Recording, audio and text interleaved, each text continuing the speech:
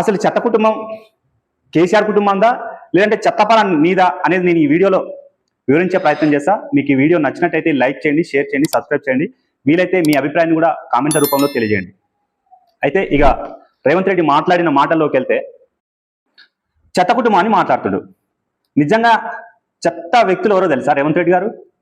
ఓటుకు నోటు కేసులో అడ్డంగా దొరికినటువంటి చెత్త వ్యక్తివి నువ్వు. ఈరోజు తెలంగాణలో యూరియా దొరక్క రైతులు రోడ్డెక్కి ధర్నాలు చేస్తుంటే బీహార్కి వెళ్ళి కాంగ్రెస్ ఎన్నికల ప్రచారంలో పాల్గొన్న చెత్త ముఖ్యమంత్రివి నువ్వు. 2 సంవత్సరాలు గడుస్తున్నా గ్రామ పంచాయతీ ఎన్నికలు నిర్వహించకుండా రోజుకోసారి చెప్తున్న చెత్త ముఖ్యమంత్రివి నువ్వు. నిరుద్యోగులు ఉద్యోగాలు లేక రోడ్డెక్కి ధర్నాలు చేస్తుంటే తప్పించుకుంటూ సాకులు చెప్తున్నటువంటి చెత్త ముఖ్యమంత్రివి నువ్వు. నువ్వు చెత్త కుటుంబం అని మాట్లాడుతున్నావు కదా కేసీఆర్ కుటుంబాన్ని. అదే కుటుంబం పెట్టిన బీఆర్ఎస్ పార్టీలో పనిచేయలేదా? ఇవాళ చెత్త కుటుంబం ఎట్లయింది నీకు? ఏం అన్యాయం చేసింది తెలంగాణ ప్రజలకి? నీలాగా అమలు కాని హామీలు